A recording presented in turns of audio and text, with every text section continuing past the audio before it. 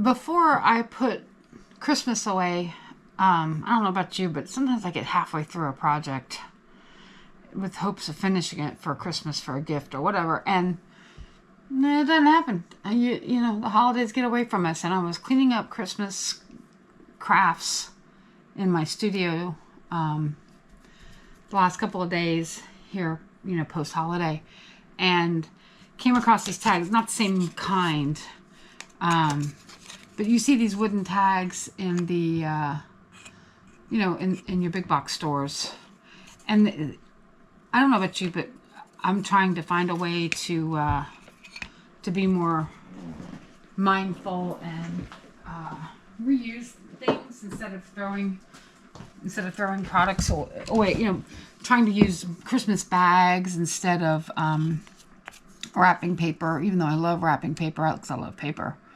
I just noticed this one isn't punched. And so I bought these tags with the idea of making reusable tags, and my idea is, and it's going to continue to be, I bought a pack of probably 2 packs of 12, because I got 24 sitting here, and I covered them in paper, obviously, and one side being a neutral, and the other side I took my scraps. Before I cleaned up from my other projects, I just took my other scraps and my Christmas scraps from the cards I made this year. Can you tell my cards this year were tartan themed? Plaid themed? Yeah. So I took the scraps, put them on here, found some ephemera out of one of my ephemera boxes, and looking for one while I move around the house, move around the studio. And here's a box. I just keep this little photo box full of bits and ephemera bits from, these are all Tim Holtz ephemera, but you know how you just have, anyway. So I added some ephemera to the top, punched holes in them, obviously. So now what I was going to do is, so what I'm doing is I am pre-making next year's Christmas gifts. I always make, no, I like to make handmade gifts for my friends and family that like those kinds of things. Not everybody does, and everybody's got to figure out for them. But anyway, I had 24, so I figured a pile of 6 per person. And I tried to go in theme, like this is for somebody I know who loves a more woodland, she has a lot of black in her Christmas decor. So, and then I have another person who loves green, so there's this one's heavy in the greens and so forth. And then these two are more traditional red and traditional red and green. Anyway, oh, there's a pink one. I played around with pink, but I didn't get very far with that. Anyway, I did ink up the sides with a little bit of walnut stain, and chewed the heck up out of my sponge, but who cares? And then my plan is I started going ahead to put ribbon. I have a bunch of single-sided velvet ribbon, a bunch of different colors. You know, get 52 million yards. Let's see, how many yards is this? This is 33 yards. 33 yards of this color of green ribbon, which is just absolutely insane amount of ribbon. This one's not much better. It doesn't even say, but you can guess. Yeah, you can guess it, because if you peel back the thing, you can see how many layers thick of ribbon there is. Anyway, my plan is to color code them so that I know whose goes to what, and then go ahead and get next year's, boy, I'm rambling, get next year's Christmas gifts ready. I have these little mini wreaths, so my thought is to take a little ribbon and tie this, and then put all this together. And I'm going to go ahead while my Christmas paper is still out, while my Christmas wrapping paper, I'm going to go ahead and just get these prepped next year, and then I'm 4 gifts ahead, you know, because these are usually like package topper gifts. They aren't the actual gift, but they go on top of, yeah. So that's my plan. And so I was thinking this morning, after I had just done this part, what would be kind of cool would be to put to and from on the back of these, so that they would kind of get an idea of, okay, great, these are cute, what do I do with them? So I dug through my stash and I found this stamp set from Simon Says Stamp. And it's got two long, these are too wide, but these two right here should work. And then my thought was, well, I better do this before I put the ribbon on, because the ribbon's going to make it all funky. So that one I may have to go back and redo. But I haven't done this yet, so we're going to do this real time and see how it plays. So I don't think it really is going to matter on the orientation, honestly, because I just don't think it's going to matter. Maybe I'll just use the corner here. So let's just see how this works. And these are snowmen, and would I prefer something else? Sure, but I'm trying to use what I've got. Finish projects I wanted to do, and be one step ahead of the game for next year. That's an idea. All right, so, I gotta swap this. This is a stamping platform. There's a bunch of them. There's several of them out there, but this one lets you switch, and so I need to be on the clear side rather than the rubber side. I don't know if you can see that or not, but that one side says rubber, and the other side says clear, like that. Okay. And then I'm going to use an archival ink because I think it's just smart to pick up the stamp. That helps if you do that first. Now, I may not need the clear side because normally you're working with paper, and now I'm working with a two-dimensional piece of wood. Well, paper is technically two-dimensional. You know what? Well, we're about to find out in real time how this is going to go. So I am going to use this though, so this guy does, come back. Okay, that's not smart. Let's try this instead. Let's try this bar. Oh, these things are strong. Let's just, all right, we've got to stamp this bad boy up, and you know what? I really should stamp this for the first time on paper because it's conditioning the stamp the first time out.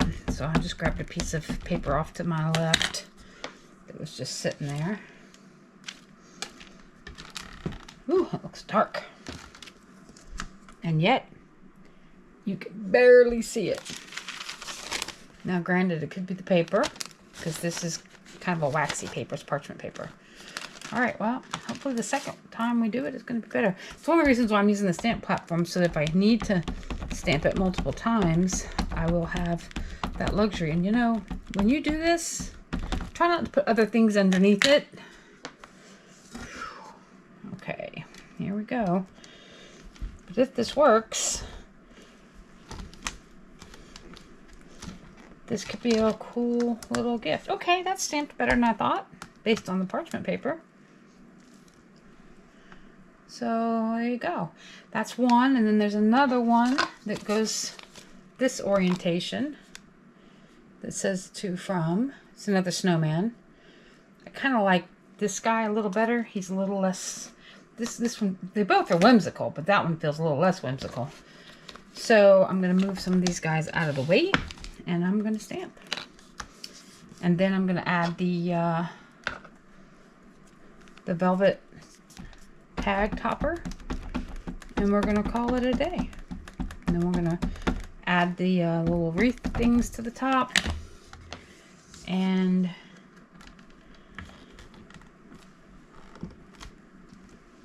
hopefully have ourselves one step ahead. I wonder if I'll do 3 and 3. Yeah, probably ought to do 3 and 3. That, you know what that means. Gotta reposition it and condition the other stamp again. Yeah, I am gonna do 3 and 3. Because I love creating work for myself.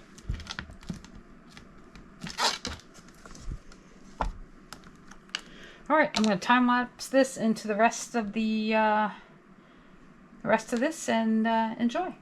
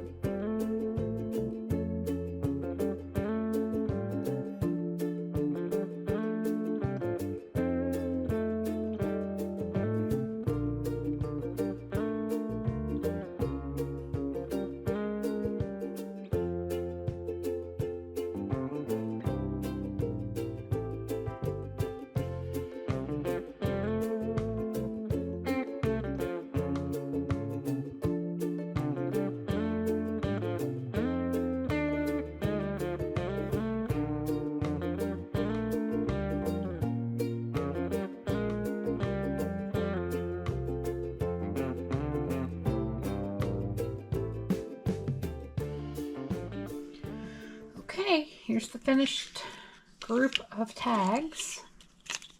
I made this a green set for my green person in my world. Added a little, this is a napkin ring actually, and then tied on a bell, obviously. And there you go. Then did a red set, and then a brown, and then I didn't have another napkin ring, so I just did these guys, and I left these blank. The rest of these I did put to and from on. And it's gonna go ahead and stick these in a, I thought about wrapping them, and then I thought, no, I won't remember what I did and what color is what, and because I have people in mind for these three. This fourth one is a, oh gee, I need something, and I'm just gonna have it on the ready, you know, on the go, ready to go. But these three, I'm gonna go ahead. I guess I'm gonna just get a basket or stick something in my